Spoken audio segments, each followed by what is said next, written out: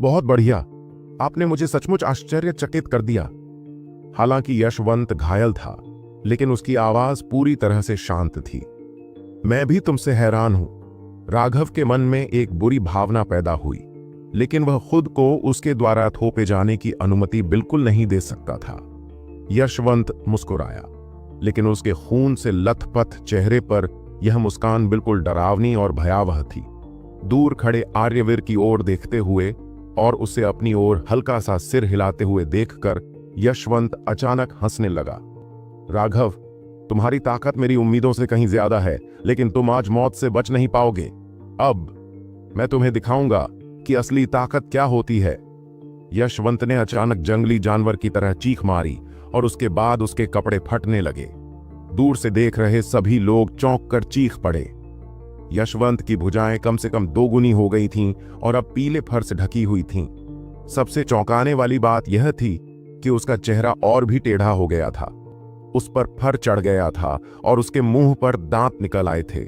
उसके हाथ विकृत हो गए थे। उसके नाखून स्टील के पंजे बन गए थे और उसके शरीर से ठंडी खतरनाक हवा निकल रही थी। वर्तमान यशवंत अब इंसान नहीं रह गया था। वह एक मानव आकार में एक विचित्र व्यक्ति की तरह था। उसके पूरे शरीर से एक उन्मत्त आभा निकल रही थी। ग्रैंड मास्टर संजय ने जब यह देखा तो उनके चेहरे पर भाव बदल गए। अपने अनुभव से वह यह समझने में कामयाब हो गए थे कि यह कदम कितना भयानक था। उसके बगल में अमोदिता थी, जिसने संजय के चेहरे पर आए बदलाव को नोटिस किया था। उसने जल्दी से पूछा, ग्रैंड मास्टर, क्या हो रहा है? यशवंत इंसान है या जानवर? ग्रैंड मास्टर संजय की अभिव्यक्ति गंभीर थी, क्योंकि उन्होंने उत्तर दिया, उस यशवंत की उत्पत्ति संभवतः सरल नहीं है। वह एक जानवर साधक है। हालांकि उसे इस तकनीक की केवल सतही समझ है, लेकिन इस तरह के जानवर परिवर्तन से व्यक्ति की लड़ाकू क्षमता में भयावह मात्रा में वृद्धि होगी। मूल रूप से यह तथाकथित पशु साधना एक तरह की अत्यंत शक्तिशाली विरासत थी। पशु साधक जादुई पशु के सार रक्त को परिष्कृत करते थे, जिससे उन्हें उस जादुई पशु की शक्ति के एक हिस्से को नियंत्रित करने की अनुमति मिलती थी। इस तरह की साधना से साधक जादुई जानवर के शक्तिशाली भौतिक शरीर के केवल एक बहुत छोटे हिस्से को नियंत्रित कर सकता था। हालांकि यह एक बहुत छोटा हिस्सा था, लेकिन जादुई जानवर का भौतिक शरीर बहुत शक्तिशाली था और इतना छोटा सा अंश भी बहुत भयावह था। यशवंत अब बहुत आश्वस्त था। जब से उसने जादुई जानवर के सार रक्त को परिष्कृत किया था, तब से उसे कभी कोई ऐसा व्यक्ति नहीं मिला था जो उसी साधना स्तर पर उसके साथ 10 से अधिक वार कर सके। पिछले 2 सालों में वह आर्यवीर के साथ साथ चलता रहा और अपने मामलों को चुपचाप संभालता रहा। उसने कभी अपनी असली ताकत का खुलासा नहीं किया। आज उसे उम्मीद नहीं थी कि उसे यह सब सहना पड़ेगा, और फिर भी वह इस यंग को संभाल नहीं पाएगा। वह पूरी तरह से गुस्से में था। जब उसने आर्यवीर को सिर हिलाते हुए देखा तो उसे कोई संदेह नहीं रहा और उसने अपना अनोखा त्रुप का पत्ता पशु रूपांतरण प्रकट कर दिया। उसके फर के रंग को देखकर उसने संभवतः शीर्ष दूसरे रैंक के पीले चेहरे वाले शैतान भेड़िए के सार रक्त को परिष्कृत किया है। आपको चिंता करने की जरूरत नहीं है। जैसे ही राघव इसे संभालने में असमर्थ होगा, मैं चला जाऊंगा। मैं वास्तव में देखना चाहता हूं कि उसके पास क्या है। अमोदिता को इतना चिंतित देखकर ग्रैंड मास्टर संजय ने कुछ सांत्वना भरे शब्द कहे। प्रसन्न दीपेश को देखते हुए वह ठंडी मुस्कान के साथ मुस्कुराया। अब पूरी भीड़ यशवंत को देखकर डर गई थी। वे उससे दूर जाने के अलावा कुछ नहीं कर सकते थे। जब वे उससे दूर हो गए, तभी वे थोड़ा सुरक्षित महसूस कर पाए। राघव भी चौंक गया जब उसने यशवंत को देखा। यह पहली बार था जब उसने मौत की हवा को महसूस किया था, और यह बहुत तेज थी। पिल गॉड की आत्मा के साथ विलय के बाद खतरे को भांपने की उसकी क्षमता बहुत अधिक हो गई थी। उसके लिए ऐसा एहसास होना मतलब था कि वर्तमान यशवंत निश्चित रूप से उसके लिए एक गंभीर खतरा था। यशवंत ने अपने पंजों को देखा, उन्हें थोड़ा परखा, फिर वह राघव की ओर मुड़ा। उसकी आवाज इतनी भद्दी थी कि ऐसा लग रहा था जैसे लोहा खरोंच रहा हो। क्या तुम्हारे पास कोई आखिरी शब्द है? राघव ने अपने डर को दबा दिया। ऐसे डर का कोई फायदा नहीं था और यह उसे सिर्फ निराशा में डुबो देगा। उसे इस पर विजय पाना था। यशवंत की सारी मांसपेशियां उभरी हुई थीं। उसके पीले बाल और 3 इंच लंबे दांतों के साथ वह एक राक्षस से ज्यादा कुछ नहीं लग रहा था। मैं आपसे एक सवाल पूछना चाहता हूं, राघव ने कहा। ठीक है, यह मृत्यु से पहले आपकी अंतिम इच्छा मानी जाएगी, यशवंत ने अपने नाखूनों से खेलते हुए कहा। मैं पूछना चाहता हूं, क्या तुम्हारे माता पिता मानव थे या जानवर? उन्होंने तुम्हारे जैसे विचित्र व्यक्ति को कैसे जन्म दिया? या तुम मानव जानवर संकर हो? राघव ने हैरान होकर पूछा। राघव के लिए जवाब में 5 लोहे के पंजे हवा में चीरते हुए निकले। जब तक उसे एहसास हुआ, वे पहले ही उसकी छाती तक पहुंच चुके थे। राघव चौंक गया और लगभग सहज रूप से अपनी छाती को पीछे खींच लिया और जल्दी से पीछे हट गया। राघव की प्रतिक्रिया त्वरित थी, लेकिन उसकी छाती के चारों ओर का कपड़ा फटा हुआ था और उसकी त्वचा पर खून के 5 निशान दिखाई दिए। वह इस गति से बिल्कुल हैरान था। हमला इतना तेज था कि अगर वह एक कदम भी देरी से उठाता तो उसकी मौत हो जाती। यह आदान प्रदान इतनी तेजी से हुआ था कि भीड़ ने इसके समाप्त होने तक कोई प्रतिक्रिया भी नहीं दी। तुम्हारा मुंह वाकई घिनौना है, सज्जा के तौर पर मैं तुम्हें टुकड़े टुकड़े कर दूंगा। यशवंत ने धीरे से अपने पंजे जैसे नाखूनों को अपने मुंह में डाला और उन्हें चाटा। राघव के खून का थोड़ा सा हिस्सा अभी भी उन पर लगा हुआ था। गहरी सांस लेते हुए राघव ने अपना पूरा ध्यान एकाग्र किया। उसकी दिव्य भावना चरम पर थी। अभी अभी उसकी लापरवाही के कारण उसका पेट लगभग कटकर खुल गया था। बस एक ऐसी गलती ही काफी थी। अगर ऐसा दोबारा हुआ तो वह निश्चित रूप से लाश बन जाएगा। यह पहली बार था जब राघव को इतना डर लगा, लेकिन साथ ही किसी कारण से उसे थोड़ी उत्तेजना भी महसूस हुई। उसके शरीर में खून गर्म हो रहा था। उसे यह नहीं पता था कि जिस क्षण उसे मौत का खतरा महसूस हुआ था, उसके पैर के तलवे पर स्थित समृद्ध स्टार ने राघव के किसी भी आग्रह या नियंत्रण के बिना घूमना शुरू कर दिया था। यह वर्तमान में किसी अज्ञात तरीके से रूपांतरित हो रहा था, लेकिन राघव को इसका एहसास नहीं हुआ क्योंकि उसका पूरा ध्यान लड़ाई पर था। उसका पूरा ध्यान बाहरी दुनिया यशवंत पर था। उसका वह राक्षसी जानवर रूप कुछ ऐसा था जिसके प्रति वह जरा भी लापरवाह नहीं हो सकता था। तुम्हारे जैसा कुत्ता मुझे टुकड़े टुकड़े कर देना चाहता है? क्या एक आदमी जो कि एक आदमी भी नहीं है ऐसा कर सकता है? मुझे इस पर यकीन नहीं होता। राघव ने यशवंत की तरफ देखा। उसकी अभिव्यक्ति तिरस्कारपूर्ण थी, लेकिन जब वह बोल रहा था तो वह अपनी दिव्य भावना को उसकी सीमा तक प्रसारित कर रहा था। अपने क्षणों पर नजर रखने के विकल्प के रूप में इसका इस्तेमाल कर रहा था। मरना, जैसा कि उसने सोचा था, राक्षस रूपी यशवंत को क्रोधित करना और भी आसान था। एक पागल पीली आंधी ने राघव पर हमला किया। यशवंत का हमला कुछ ऐसा था जिसकी राघव को पहले से ही उम्मीद थी। हालांकि उसे जानवरों की साधना की समझ नहीं थी, लेकिन वह यह मान सकता था कि अपनी खुद की लड़ाकू शक्ति बढ़ाने के लिए जादुई जानवर की ताकत का इस्तेमाल करने से निश्चित रूप से व्यक्ति अधिक उन्मत्त हो जाएगा और उसका नियंत्रण कम हो जाएगा। हालांकि वह निडर ताकत भयावह थी, लेकिन ऐसा व्यक्ति केवल सहज रूप से ही लड़ सकता था। राघव का मानना था कि एक जंगली बैल से निपटना चालाक लोमड़ी से निपटने की तुलना में निश्चित रूप से थोड़ा आसान था। इस बार राघव तैयार था और उसने भी यशवंत की तरह ही कदम बढ़ाया। एक पैर सीधे यशवंत के पेट की ओर बढ़ा। टकराना, राघव की लात सीधे उसके पेट पर लगी, जिससे वह पीछे की ओर झुक गया। उन्मत्त यशवंत बिल्कुल जंगली जानवर की तरह था और राघव के हमले के लिए जरा भी तैयार नहीं था। लेकिन यशवंत की बेकाबू गति को देखकर राघव को पसीने आ गए। जब राघव की लात यशवंत के पेट पर पड़ी तो यशवंत का पंजा लगभग राघव के गले तक पहुंच गया था। अगर राघव तैयार न होता और पहले से ही अपना कदम न उठाता तो वह निश्चित रूप से इतनी तेजी से प्रतिक्रिया नहीं कर पाता। यह जानवर साधना का आतंक था। जानवर रूपांतरण के बाद व्यक्ति की ताकत, गति और बचाव में तेजी से वृद्धि होती है, मानो वह एक नया व्यक्ति बन गया हो। गर्जन, राघव द्वारा पीछे धकेले जाने पर यशवंत ने एक क्रूर दहाड़ लगाई। उसकी आंखें पूरी तरह से लाल हो गईं, क्योंकि उसके पंजे एक बार फिर राघव की ओर बढ़ गए।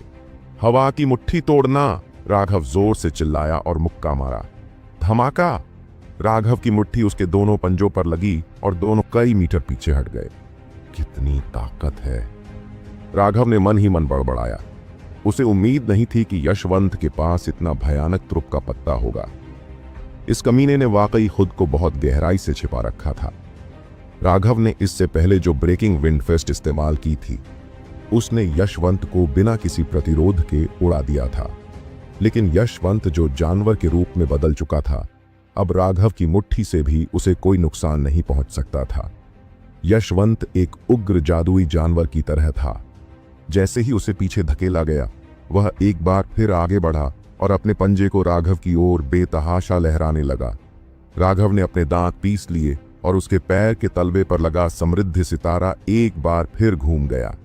उसके डेनेटियन के भीतर के 7 चक्रवात तेजी से घूम गए। उसके पूरे शरीर की ऊर्जा बाहर निकल आई। 2 मुट्ठियां बाहर निकलीं, सीधे यशवंत का सामना किया। विस्फोटकों की गड़गड़ाहट से आसमान हिल गया और हर जगह तूफानी हवाएं चलने लगीं।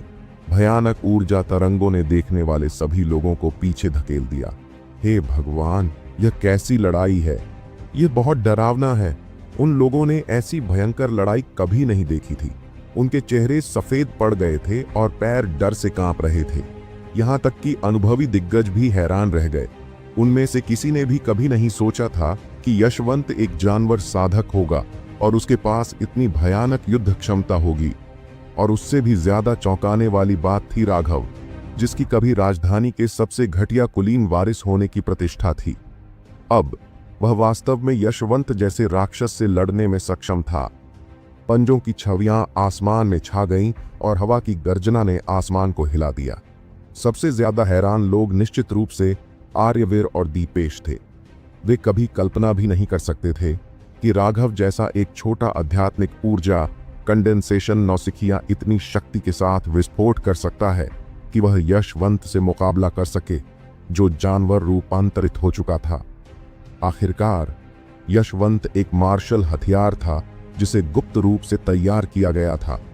1000 प्रतिभागियों में से वह उन 1 दर्जन में से एक था जो नारकीय प्रशिक्षण से बच गया था, और यशवंत उन बचे हुए लोगों में सबसे शक्तिशाली था।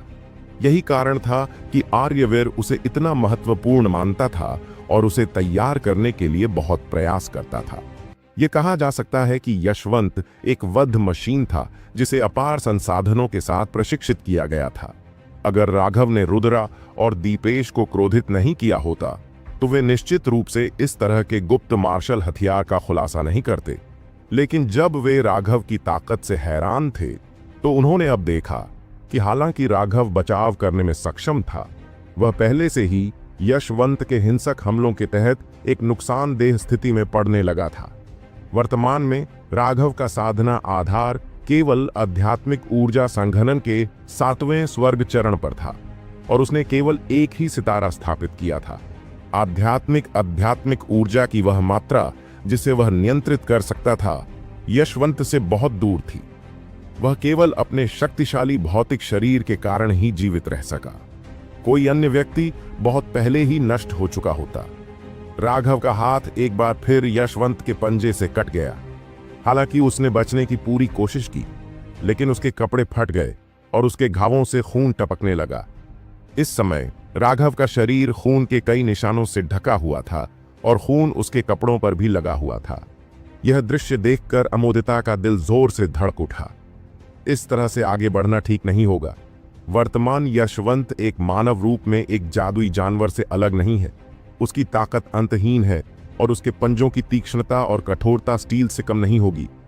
राघव हैरान था। एक पिल गॉड की आत्मा और उसके साथ आए सतही युद्ध के अनुभव के बिना वह पहले से ही सहन करने में असमर्थ होता। ग्रैंड मास्टर संजय, कृपया राघव को बचा लीजिए। अमोदिता ग्रैंड मास्टर संजय से विनती करने से खुद को रोक नहीं सका। थोड़ा रुको। ग्रैंड मास्टर संजय केवल राघव को देखता रहा। उसने अभी तक कोई कदम नहीं उठाया था। ऐसा इसलिए था क्योंकि वह अंदर से बहुत उलझन में था। कीमिया में राघव की उपलब्धियां ऐसी थीं जिनकी वह बहुत प्रशंसा करता था। उन्होंने एक बार राघव को सलाह दी थी कि वह अपनी ऊर्जा को गोली के रास्ते पर केंद्रित करे। अपनी प्रतिभा के साथ वह निश्चित रूप से उस रास्ते पर बहुत आगे तक जाएगा। लेकिन आज राघव ने जो युद्ध शक्ति दिखाई वह पूरी तरह से आश्चर्यजनक थी। एक पिल मास्टर के रूप में वह इस बात से इनकार नहीं कर सकता था कि अगर राघव ने अपना पूरा ध्यान मार्शल पथ पर केंद्रित किया तो वह पिल पथ से भी आगे जा सकता है। यही कारण था कि उसने अभी तक कोई कदम नहीं उठाया था।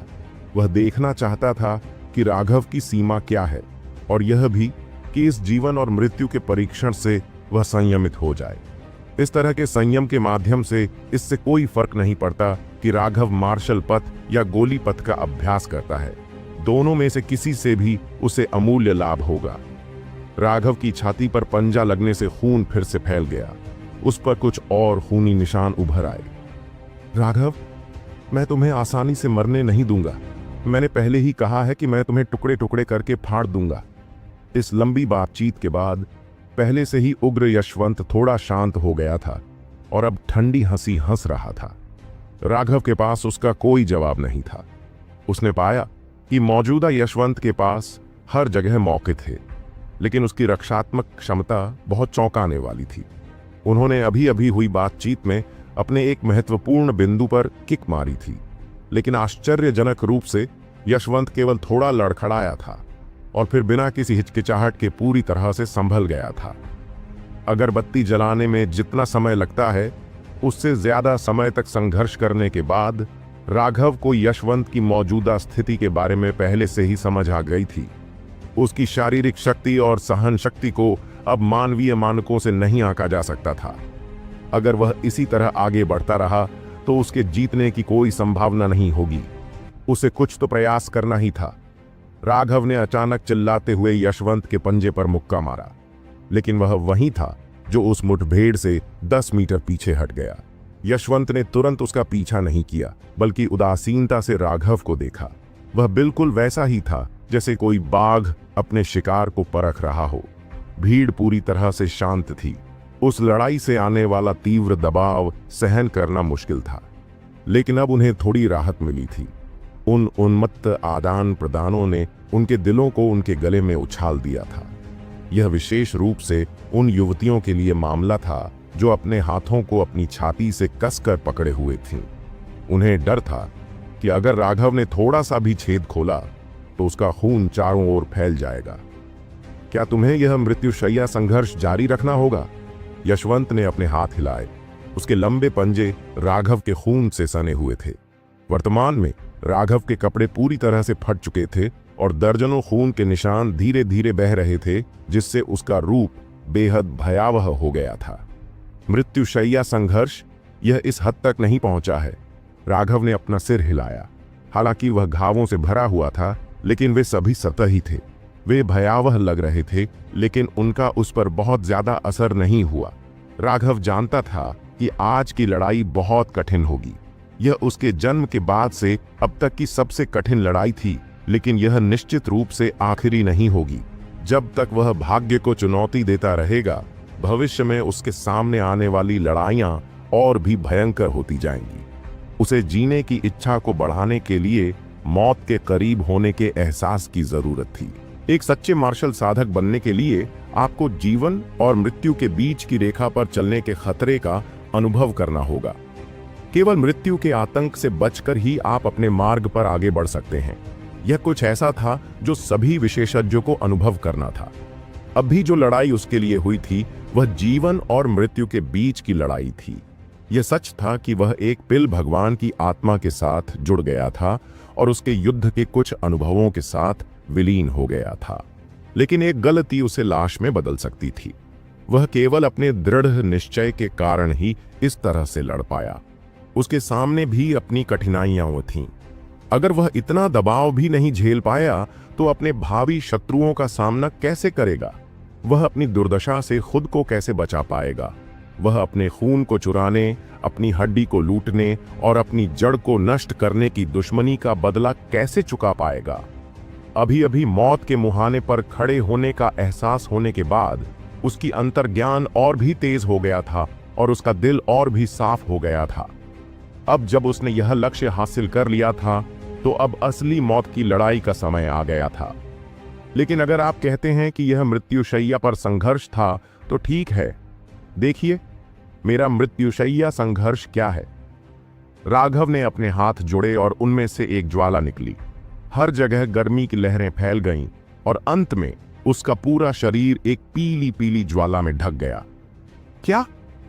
दीपेश को इतना झटका लगा कि वह खड़ा हो गया। उसका चेहरा अविश्वास से भर गया। उसने राघव की ओर इशारा किया और अविश्वास में कहा, पिल फ्लेम कवच, ये कैसे संभव है? दीपेश के अलावा दूसरा सबसे हैरान व्यक्ति ग्रैंड मास्टर संजय होगा। इसलिए राघव वास्तव में अपने शरीर पर अपनी गोली की लौ फैला सकता है। शरीर की रक्षा के लिए पिल फ्लेम का प्रयोग करना कुछ ऐसा था जो केवल संजय और दीपेश जैसे पिल मास्टर ही कर सकते थे। इसके लिए न केवल एक शक्तिशाली गोली ज्वाला और एक शक्तिशाली आध्यात्मिक ऊर्जा की आवश्यकता थी, बल्कि समर्थन के रूप में एक अत्यंत शक्तिशाली आध्यात्मिक शक्ति की भी आवश्यकता थी। केवल सबसे शक्तिशाली पिल मास्टर ही शरीर की रक्षा के लिए पिल फ्लेम का उपयोग कर सकते थे। उनके लिए यह आम तौर पर जाना जाता था कि पिल मास्टर को शरीर की रक्षा के लिए पिल फ्लेम का उपयोग करने के लिए पर्याप्त आध्यात्मिक ऊर्जा और आध्यात्मिक शक्ति प्राप्त करने से पहले टेंडन परिवर्तन क्षेत्र तक पहुंचना पड़ता था। हालांकि रैंक के अनुसार राघव को पहले से ही एक गोली निपुण के रूप में गिना जा सकता था, लेकिन उसकी साधना का आधार केवल आध्यात्मिक ऊर्जा संक्षेपण के 7वें स्वर्ग चरण पर था। सामान्य परिस्थितियों में गोली साधना और मार्शल साधना आवश्यक रूप से समान नहीं थे, लेकिन वे निश्चित रूप से संबंधित थे। पिल अप्रेंटिस बनने के लिए कम से कम आध्यात्मिक ऊर्जा कंडेंसेशन तक पहुंचना जरूरी था। ऐसा इसलिए था क्योंकि तभी कोई पिल फ्लेम को एकत्रित कर सकता था। लेकिन सिर्फ पिल फ्लेम को एकत्रित करने से आप पिल अप्रेंटिस नहीं बन जाते। सिर्फ मानकों को पूरा करने वाली औषधीय गोली को परिष्कृत करके ही आप पिल अप्रेंटिस बनने की योग्यता प्राप्त कर सकते हैं, और अधिकांश गोली प्रशिक्षु पहले ही रक्त संघनन क्षेत्र में पहुंच चुके थे। अन्यथा उनके पास औषधीय गोलियों को परिष्कृत करने के लिए पर्याप्त आध्यात्मिक ऊर्जा नहीं होती। केवल अत्यंत प्रतिभाशाली गोली साधक ही आध्यात्मिक ऊर्जा संघनन क्षेत्र में गोली प्रशिक्षु बन सकते हैं। राघव और आर्यवीर जैसे लोग जो आध्यात्मिक ऊर्जा संघनन क्षेत्र में दूसरी श्रेणी की औषधीय गोलियों को परिष्कृत कर सकते हैं और इस प्रकार गोली निपुण होने की योग्यता रखते हैं, उन्हें पहले से ही प्रतिभाशाली माना जा सकता है। लेकिन चाहे आप कितने भी प्रतिभाशाली क्यों न हो, आप निश्चित रूप से सिर्फ आध्यात्मिक ऊर्जा कंडेंसेशन क्षेत्र में अपने शरीर की रक्षा के लिए पिल फ्लेम को संघनित नहीं कर सकते थे। इससे उन दोनों की सारी जानकारी खत्म हो गई। राघव अब पूरी तरह से पीली लौ में लिपटा हुआ था। उसके बाल हवा में लहरा रहे थे और उसकी आंखें सितारों की तरह थीं, मानो कोई दबंग ज्वाला देवता धरती पर उतर आया हो।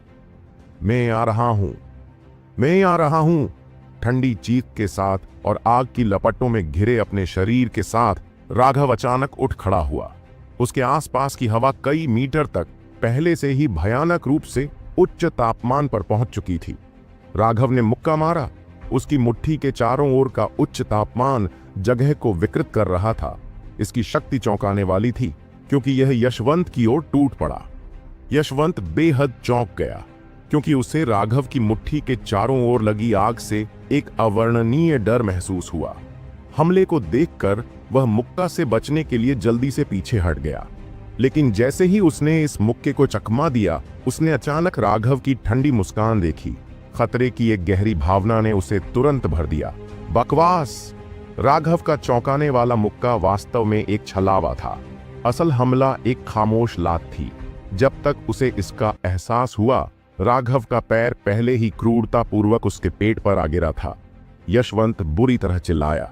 इस लात से उसे कोई गंभीर चोट तो नहीं लगी, लेकिन आग की लपटों ने उसके शरीर के चारों ओर के बालों को जला दिया। जानवरों को आग से नफरत है। राघव अंदर से संतुष्ट था। यशवंत का जानवर रूपांतर जादुई जानवर की ताकत लेकर आ सकता है, लेकिन यह उनके साथ कुछ कमजोरियां भी लेकर आया है। रोयनदार जादुई जानवरों में आग का एक अंतर्निहित भय था, इसलिए उनकी गोली की ज्वाला ने यशवंत पर एक शक्तिशाली दमन किया। राघव की लात आग की लपटों से ढक गई थी और यशवंत के शरीर में आग लग गई थी। हवा में भूनने की तेज गंध भर गई थी। आग बुझाने की पूरी कोशिश करने के बावजूद भी उसे बुझाने में काफी समय लगा। इस समय तक उसके पीले फर का एक बड़ा हिस्सा जलकर काला हो चुका था। वह बहुत ही दुखी लग रहा था, जैसे चूहा चूल्हे से बाहर निकल आया हो। यह देखकर संजय को अंदर से राहत मिली। राघव के लिए यशवंत की कमजोरी को इतनी जल्दी पहचान लेना असाधारण बात थी। और सबसे महत्वपूर्ण बात यह है कि भले ही अन्य लोग उस कमजोरी के बारे में जानते हों, केवल राघव, जो पिल फ्लेम को इस स्तर तक संघनित कर सकता है, उस घातक कमजोरी का फायदा उठा सकता है। यशवंत की त्वचा अब काली हो चुकी थी और उसका सारा फर जल चुका था। हालांकि उसे बहुत ज्यादा चोट नहीं लगी थी, लेकिन वह आग के प्रति अपने जन्मजात डर को दबा नहीं सका। इस समय यह स्पष्ट था कि राघव की गोली की लौ ने उसे पूरी तरह से दबा दिया था। जैसे ही यशवंत गुस्से में चिल्ला रहा था, राघव ने अपनी मुट्ठियां लहराते हुए उस पर हमला कर दिया, जो बिल्कुल एक मानव आकार की धधकती हुई ज्वाला की तरह दिखाई दे रही थी। राघव बहुत तेज था, लगातार 3 वार करता हुआ। यशवंत जानता था कि वह उनसे बच नहीं पाएगा, इसलिए वह केवल अपने दांत पीसकर उनका सामना कर सकता था। हालांकि वह राघव की शारीरिक ताकत से नहीं डरता था, लेकिन हर बार जब राघव वार करता तो उसके पंजे सिकुड़ जाते थे, मानो वे अभी अभी भट्टी से निकले हों। इन 3 वारों के बाद यशवंत को लगा जैसे उसके हाथ अब उसके अपने नहीं रहे। उसे उनमें से भुने हुए मांस की हल्की सी गंध भी आ रही थी। अभी कुछ देर पहले यह राघव ही था जो चकमा देकर भागने को मजबूर था। अब स्थिति पूरी तरह से उलट गई थी। राघव की पील फ्लेम के सामने यशवंत केवल डर कर रह गया और उसके पास जवाबी हमला करने की ताकत नहीं थी। रघु और बाकी लोगों ने जब यह देखा तो जश्न मनाया। जब तक राघव दृढ़ रहेगा, जीत निश्चित रूप से उसकी होगी। उसे मार डालो यशवंत! आर्यवीर खड़ा हुआ और चिल्लाया। राघव की ताकत उसकी उम्मीदों से कहीं ज्यादा थी। बात अब उस बिंदु पर पहुंच चुकी थी जहां उसे भी डर लगने लगा था। एक पिल एडेप्ट जो अनंत संभावनाओं से भरपूर था और जो एक प्रतिभाशाली मार्शल कल्टीवेटर भी था, वह ऐसा व्यक्ति नहीं था जिसे वह हल्के में ले सकता था। उस तरह के व्यक्ति को या तो एक वफादार अधीनस्थ बनना पड़ता था या पूरी तरह से खत्म कर दिया जाता था। वर्तमान में राघव के साथ उसका रिश्ता पानी और आग जैसा था, इसलिए पहली संभावना अब मौजूद नहीं थी। इसलिए इससे कोई फर्क नहीं पड़ता कि कीमत क्या थी। उसे राघव को मारना होगा या वह कभी भी शांति महसूस नहीं कर पाएगा। यशवंत ने घृणा से जलते हुए राघव को घूरा। उसने कभी नहीं सोचा था कि जिससे वह युद्ध में खेल रहा था वह इस स्तर तक विकसित हो जाएगा। मरो राघव! अब जब उसे रुद्रा से आदेश मिल गया था, यशवंत ने एक भयानक दहाड़ लगाई और अचानक उसका खून और आध्यात्मिक ऊर्जा आसमान में उड़ गए। उसका पूरा शरीर ऐसा लग रहा था मानो वह पूरी तरह से खून में डूबा हुआ हो और पूरी तरह से लाल हो गया हो। क्या वह महान रक्त विस्फोट तकनीक का उपयोग कर सकता है? यह तो पागलपन है। फीनिक्स क्राई साम्राज्य के सभी कुलीन लोग इस तकनीक को पहचान कर डर के मारे चिल्ला उठे। महान रक्त विस्फोट तकनीक एक अत्यंत भयानक गुप्त कला थी। इसका उपयोग तभी किया जाता था जब रक्त संघनन विशेषज्ञ ऐसे शत्रुओं से मिलते थे जिन्हें वे बिल्कुल नहीं हरा सकते थे और उन्हें टूटने की स्थिति में धकेल दिया जाता था। केवल तभी वे ऐसा क्रूर निर्णय लेते थे और इसका उपयोग करते थे। महान रक्त विस्फोट तकनीक में पूरे शरीर के रक्त और आध्यात्मिक ऊर्जा को प्रज्वलित किया जाता है, जो अस्थायी रूप से किसी की युद्ध शक्ति को बढ़ाने की कीमत के रूप में होता है। यह उपयोगकर्ता को अस्थायी रूप से ताकत में 2 गुना करने देता है, लेकिन इसकी कीमत बहुत ज्यादा थी। एक बार इस्तेमाल करने के बाद आपने जो रक्त सार संघनित किया था वह पूरी तरह से जल जाएगा। अगर आप बच भी गए तो आपकी साधना का आधार जम जाएगा और आप अपने जीवन के बाकी समय में कभी भी आगे नहीं बढ़ पाएंगे। इस तरह की स्थिति बहुत कम देखने को मिलती है। जब तक कि यह कोई अंतिम उपाय न हो, कोई भी इसका इस्तेमाल नहीं करता। लेकिन अब यशवंत ने वास्तव में इसका इस्तेमाल किया था। ग्रैंड मास्टर संजय ने उन स्तब्ध कुलीन लोगों को देखा और वे आहें भरने से खुद को रोक नहीं पाए। फीनिक्स क्राई साम्राज्य वास्तव में निराशाजनक था। इतने प्रतिभाशाली लोगों के प्रकट होने के बावजूद उनमें से कोई भी राघव की मदद करने नहीं गया। चाहे जो भी हो, वह सेनापति का पुत्र था, जिसकी महान उपलब्धियां थीं और जिसने साम्राज्य में बहुत बड़ा योगदान दिया था। सेनापति पिछले 10 वर्षों से सीमा पर लड़ रहा था, बर्बर जनजातियों के बर्बर लोगों से लड़ रहा था और फीनिक्स क्राई साम्राज्य को शांति के युग का आनंद लेने दे रहा था। अगर उसका बेटा राजधानी में ऐसे ही मर जाता तो क्या शाही परिवार प्रतिशोध से नहीं डरता? लेकिन जब संजय ने चौथे राजकुमार और महारानी दामिनी को देखा तो वह दुख से आहें भरने से खुद को नहीं रोक सका। वह थोड़ा आगे झुका और राघव को बचाने के लिए तैयार हो गया। राघव का आज का प्रदर्शन उसकी उम्मीदों से कहीं ज्यादा था। वह किसी भी हालत में अपने साथ कुछ भी होने नहीं देना चाहता था। महान रक्त विस्फोट तकनीक का उपयोग करने के बाद यशवंत वस्तुतः एक रक्त पिपासु जानवर बन गया था और उसकी आंखें पूरी तरह से लाल हो गई थीं। एक जोरदार चीख के साथ उसके शरीर से बाहर बह रही सारी ऊर्जा अचानक रुक गई और वापस बहने लगी तथा सारी ऊर्जा उसके दाहिने हाथ के चारों ओर एकत्रित हो गई। उसका दाहिना हाथ तुरंत उसकी जांघ के आकार का हो गया और उसकी मांसपेशियां फड़कने लगीं, जिससे एक भयानक दबाव पैदा हुआ और उसने राघव को पकड़ लिया। शैतान भेड़िया पंजा! जैसे ही यशवंत ने वह घातक प्रहार किया, ग्रैंडमास्टर संजय भी खड़े हो गए और उन पर हमला कर दिया। संजय, हस्तक्षेप मत करो। जैसे ही ग्रैंडमास्टर संजय आगे बढ़े, दीपेश, जो पहले से ही तैयार थे, ने भी उन पर हमला किया और उन्हें रोक दिया। संजय ने नाक, भौं सिकोड़ी और मुक्का भी मारा। वह दीपेश को उड़ाना चाहती थी। उनके टकराने के बाद दीपेश वापस उड़ गया, लेकिन वह संजय को रोकने में कामयाब रहा। ग्रैंडमास्टर संजय की अभिव्यक्ति तब बहुत बदल गई जब उनकी मुट्ठियां आपस में टकराईं। उन्हें अचानक लगा कि उनका हाथ कांप रहा है और तुरंत काला पड़ गया है। मेरा यिन फैंड पाम बहुत अच्छा लगता है ना संजय? यहां मेरे साथ जाने के बारे में सोचना भी मत। वह बच्चा निश्चित रूप से मर जाएगा। दीपेश ने ठाका लगाकर हंसा। संजय अंदर से चौंक गया। उसने और दीपेश ने दर्जनों सालों तक लड़ाई लड़ी थी, लेकिन उसने उम्मीद नहीं की थी कि दीपेश पिछले कुछ सालों में इतना आगे बढ़ जाएगा। वह निश्चित रूप से कम समय में उसकी नाकाबंदी को तोड़ने में सक्षम नहीं होगा। तुम बूढ़े बदचलन, तुम ही निश्चित रूप से मरोगे। राघव के मुंह से एक उपहासपूर्ण अपमान निकला। यशवंत की मुट्ठी को आते देख राघव ने गहरी सांस ली और अपनी साधना के आधार को अधिकतम सीमा तक धकेल दिया। उसने अपनी गोली की लौ को अब बिल्कुल भी नहीं रोका और यह ज्वालामुखी की तरह फट गई। ज्वाला मेघ पाम! उसके शरीर के चारों ओर की ज्वाला गायब हो गई और उसकी सारी ज्वाला उसकी हथेली के बीच में समा गई। पहले से ही हल्के पीले रंग की ज्वाला ने उच्च तापमान के कारण पहले से ही हल्के लाल रंग को जन्म दे दिया था। सबके सामने ही राघव की हथेली सीधे यशवंत के तीखे पंजों से टकराई। आग की लपटें नाचने लगीं और आसमान में विस्फोट हुआ। आध्यात्मिक ऊर्जा की लहरें हवा में उछलने लगीं। यहां तक कि संजय और दीपेश भी अपनी लड़ाई रोककर सदमे में देखने लगे। जब धूल जम गई और उनकी दृष्टि साफ हो गई तो पहली चीज जो उन्होंने देखी वह 3 मीटर चौड़ा गड्ढा था। छेद के विपरीत दिशा में दर्जनों मीटर दूर 2 आकृतियां जमीन पर पड़ी थीं। पूरा चौक पूरी तरह से सन्नाटे में था। हल्की सी आवाज आई और उनमें से एक आकृति धीरे धीरे हिलने लगी। उन्होंने देखा कि जो व्यक्ति धीरे धीरे खड़ा हुआ वह खून से लथपथ राघव था। यद्यपि वह पूरी तरह अस्त व्यस्त था, उसके कपड़े फटे हुए थे और उसकी सांस फूल रही थी, फिर भी वर्तमान राघव पहले की तरह बहादुर दिखाई दे रहा था। गड्ढे के चारों ओर घूमते हुए राघव धीरे धीरे यशवंत के पास गया।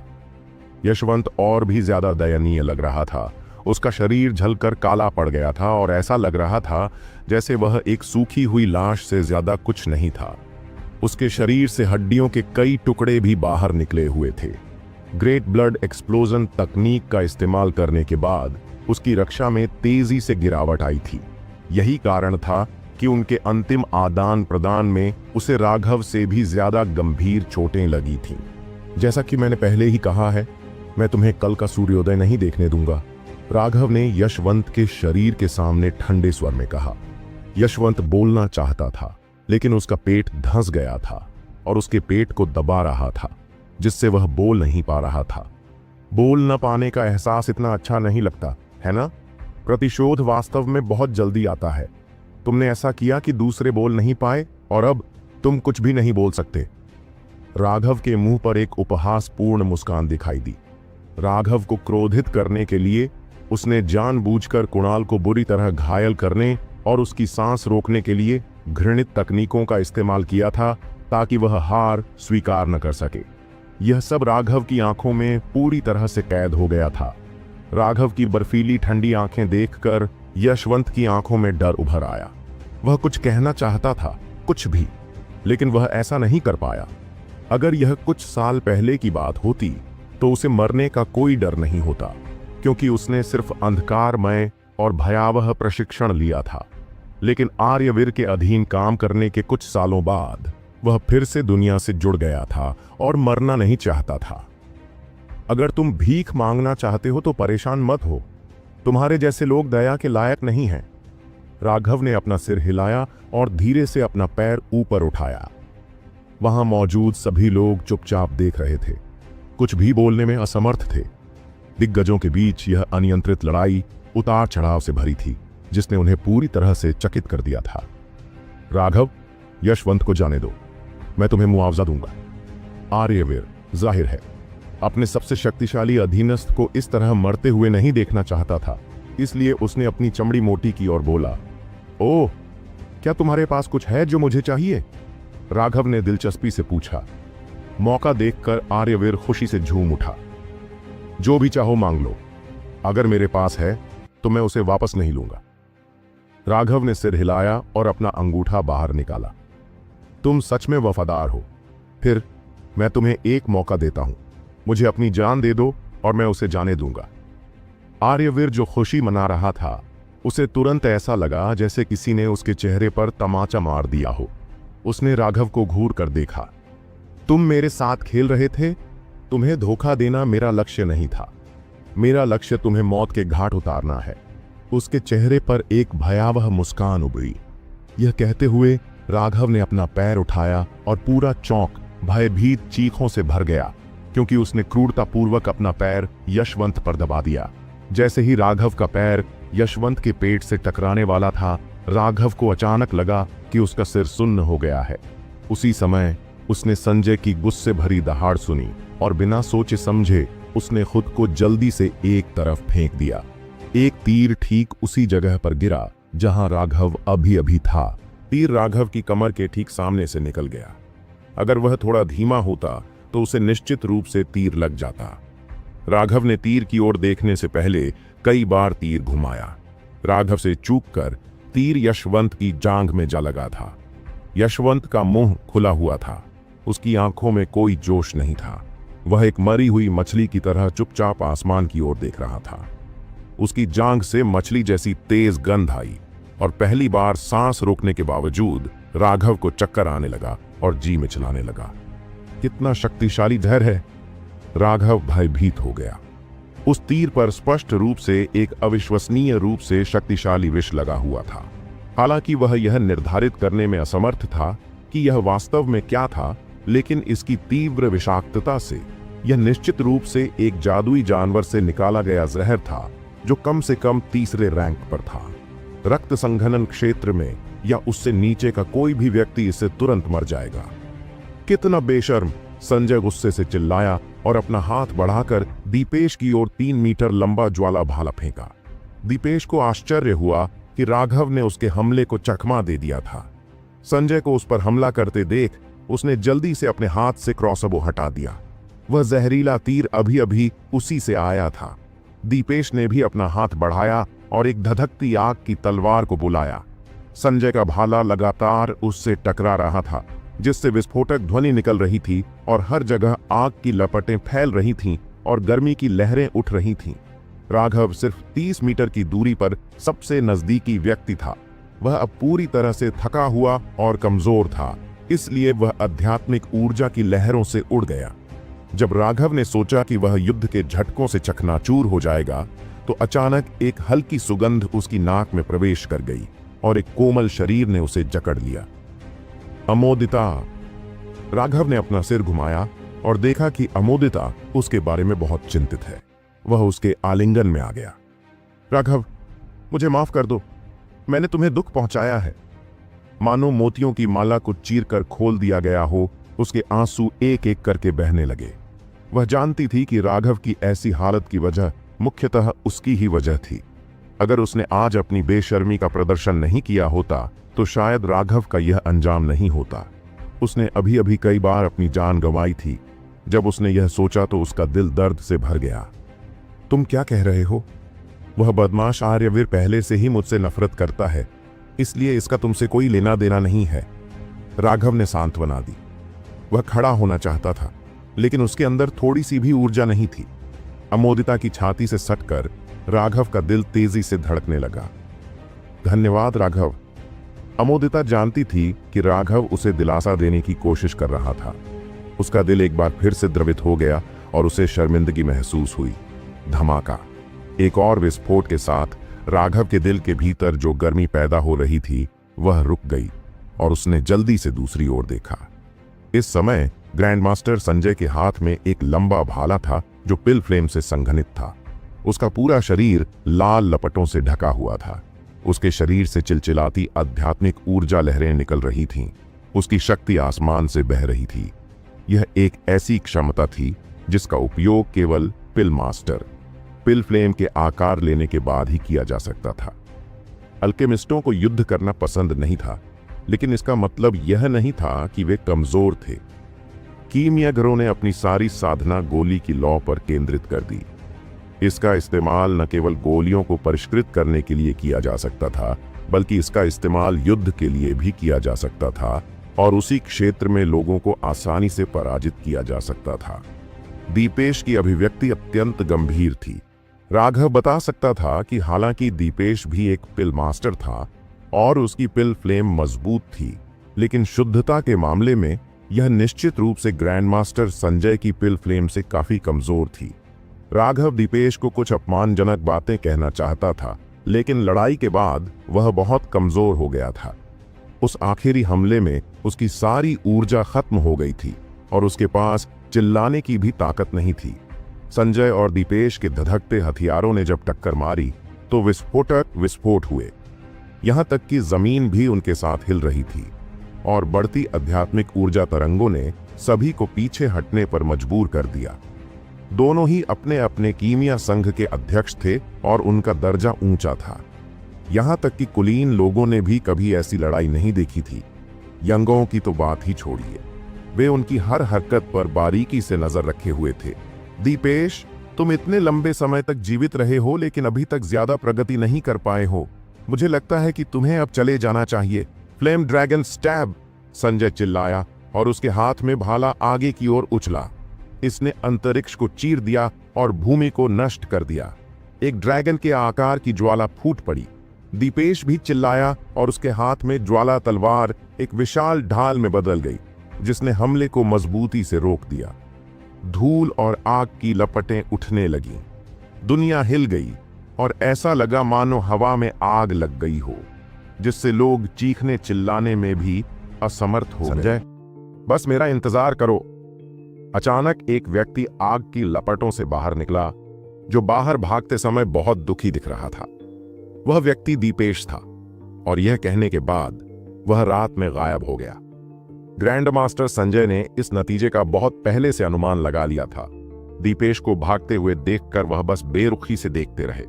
वह धीरे से मुड़े और अपनी सीट पर वापस चले गए। पूरा चौक खामोश था। लोग राघव से लेकर अमोदिता द्वारा गले लगाए जा रहे आर्यवीर तक की ओर देख रहे थे। किसी को समझ नहीं आ रहा था कि क्या कहें। महारानी दामिनी का चेहरा भी बदसूरत था। आज की घटनाएं उसकी उम्मीद से कहीं ज्यादा थीं। वह, जो फीनिक्स क्राई साम्राज्य में सारी शक्ति रखती थी, वास्तव में एक छोटी सी भूमिका में सिमट गई थी। राघव जीत गया। इस साल का लालटेन महोत्सव अब खत्म हो गया है। महारानी दामिनी के पास इस परिणाम की घोषणा करने के अलावा कोई विकल्प नहीं था। जैसे ही उनके शब्द गूंजे, पूरा चौक जोश से भर गया। युवतियां ज्वार की तरह थीं जो राघव की ओर दौड़ पड़ी। राघव का दिल डर से उछल पड़ा। इससे पहले कि वह समझ पाता कि क्या हो रहा है, एक युवती ने राघव के सिर पर फूलों का एक गुच्छा बांध दिया। जैसे ही वह कुछ कहने वाला था, 10 अन्य युवतियां आगे बढ़ीं। चाहे राघव चाहे या न चाहे, उन्होंने अपने अपने बनाए फूलों के छल्ले उसके सिर पर रख दिए। अमोदिता यह सब देखकर एक तरफ हंस पड़ी। उसने कुछ नहीं कहा और ईर्ष्या के बजाय खुशी से भर गई। इसके अलावा उसके चेहरे पर एक तरह का गर्व भी था। राघव फूलों के छल्लों से इस हद तक ढक गया कि अब और जगह नहीं बची। जैसे ही वह उत्साही लड़कियों के समूह को इसके बारे में बताने के लिए तैयार हुआ, आसमान अचानक काला हो गया, मानो वह फूलों के छल्लों से भर गया हो। कुछ युवतियों ने देखा कि उनके सामने बहुत सारे प्रतियोगी थे और वे उनके बीच में घुसने में असमर्थ थीं। उन्होंने बस उत्सुकता से अपने फूलों के फंदे सीधे राघव के सामने फेंक दिए। एक व्यक्ति के नेतृत्व में बाकी सभी को एक ही बात समझ में आ गई और एक पल में सैकड़ों फूलों के छल्ले ऊपर उड़ने लगे। जब तक लड़कियां तितर बितर हुईं, तब तक राघव पहले ही गायब हो चुकी थी, फूलों के छल्ले के ढेर के नीचे दब गई थी। फीनिक्स क्राई साम्राज्य में मार्शल आर्ट बेहद लोकप्रिय थे और मार्शल आर्ट में आपके कौशल का सीधा संबंध महिलाओं के आपके प्रति आकर्षण से था। भले ही राघव ने पहले ही अमोदिता के लिए अपनी भावनाएं प्रदर्शित कर दी थीं, लेकिन इससे उनके लिए उनकी भावनाओं पर कोई असर नहीं पड़ा। वह एक सुंदर और शक्तिशाली व्यक्ति था जिसने प्यार और अपने भाई के लिए रक्त संघनन विशेषज्ञ के साथ खूनी लड़ाई लड़ने की हिम्मत की। वह मौत को भी नीची नजर से देखता था। आखिर वह किस तरह का साहस था। राघव के प्रदर्शन ने अधिकांश अनिर्णित महिलाओं के दिलों को छू लिया था। जब तक राघव फूलों के फंदे से बाहर निकलने में कामयाब हुआ, तब तक उसके आसपास की भीड़ तितर बितर हो चुकी थी और अमोदिता भी गायब हो चुका था। केवल रघु और बाकी लोग ही बचे थे और उन्होंने उसे ऊपर खींचने में मदद की। राघव, आप वास्तव में मेरे आदर्श हैं, रघु ने उत्साह से कहा। बाकी लोग भी लगभग ऐसे ही थे। राघव के प्रदर्शन ने सभी को चकित कर दिया था। वह व्यावहारिक रूप से युद्ध के देवता का पुनर्जन्म था, जिसके कारण उसके दोस्तों को उस पर बहुत गर्व था। राघव मुस्कुराया और चारों ओर देखा। उसने देखा कि महारानी दामिनी, कुलीन लोग, चांसलर, राजकुमार और ग्रैंड मास्टर संजय पहले ही जा चुके थे। यहां तक कि अमोदिता भी नजर नहीं आ रहा था। राघव, जब अभी अभी तुम्हें दफनाया गया था तो तीसरी राजकुमारी को महारानी दामिनी ने बुलाया था। उसके चेहरे से मुझे लगता है कि तीसरी राजकुमारी भविष्य में इतना अच्छा समय नहीं बिता पाएगी। अभी कुछ हद तक घबराया हुआ था। सामान्य समय में वे शाही परिवार के बारे में चर्चा करने की हिम्मत नहीं करते थे, लेकिन अब राघव के प्रदर्शन से उनकी आकांक्षाएं काफी बढ़ गई थीं और अब उन्हें इतनी चिंता नहीं थी। आर्यद्वीप के राजकुमार आर्यवीर फीनिक्स क्राई साम्राज्य में मुख्य रूप से तीसरी राजकुमारी को प्रपोज करने के उद्देश्य से आए थे। हालांकि कोई सार्वजनिक घोषणा नहीं की गई थी, लेकिन ऐसा कहा गया कि महारानी दामिनी पहले ही इसके लिए सहमत हो गई थी। तीसरी राजकुमारी द्वारा लालटेन महोत्सव के दौरान सार्वजनिक रूप से राघव के प्रति अपने प्यार का इजहार करना महारानी दामिनी और आर्यवीर के चेहरे पर थप्पड़ मारने के बराबर था। स्वाभाविक रूप से महारानी दामिनी चिढ़ गईं। इस बार सौभाग्य से उन्हें ग्रैंड मास्टर संजय का समर्थन प्राप्त था, लेकिन कीमियागर संघ से होने के नाते उन्हें तटस्थ स्थिति बनाए रखनी थी। वह निश्चित रूप से साम्राज्य के मामलों में हस्तक्षेप नहीं कर सकता था, खासकर शाही परिवार की शादियों जैसे मामलों में। यही कारण था कि अभी और वे घबरा गए थे। यह सुनकर राघव को अपनी जीत से जो खुशी महसूस हुई थी वह फीकी पड़ गई, लेकिन उसे अभी भी इसका कोई अफसोस नहीं था। भले ही वह मर जाए, लेकिन वह अमोदिता जैसे किसी को निराश नहीं कर सकता था। अब तक प्लाजा में मौजूद ज्यादातर लोग जा चुके थे और सिर्फ कुछ सैनिक सजावट और कचरा हटाने के लिए बचे थे। यशवंत का शव बहुत पहले ही वहां से हटा दिया गया था। चलो चलते हैं, हम इसके बारे में बाद में बात करेंगे। कुणाल, आपकी चोटें कैसी हैं? राघव अभी के सहारे खड़े होने में कामयाब हो गया। मैं ठीक हूं राघव। मैं कुणाल को खुद पर शर्म आ रही थी। अगर वह नहीं होता तो राघव को आज लड़ना नहीं पड़ता और लगभग अपनी जान नहीं गंवानी पड़ती।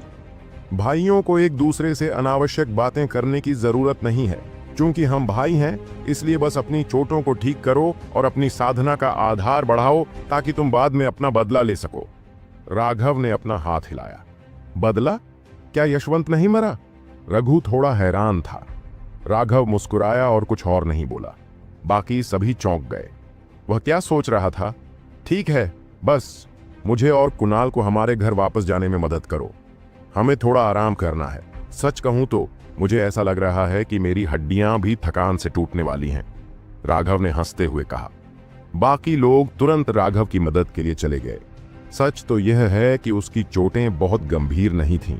समस्या यह थी कि वह बहुत थक गया था और उसमें जरा भी ऊर्जा नहीं थी। वे धीरे धीरे चौक से दूर चले गए। छाया में एक आकृति धीरे धीरे दिखाई दी जो राघव और उन्हें जाते हुए देख रही थी। उसने बुदबुदाते हुए कहा, मैंने वास्तव में नहीं सोचा था कि राघव इतना बड़ा हो गया है। क्या ऐसा हो सकता है कि वह शुरू से ही यह बात छिपा रहा था? वह व्यक्ति चौथा राजकुमार था। आज राघव का प्रदर्शन भी उसकी उम्मीदों से बढ़कर था। अगर यह सच है तो यह बच्चा वाकई बहुत गहरी योजना बना रहा है। चौथे राजकुमार ने आह भरी।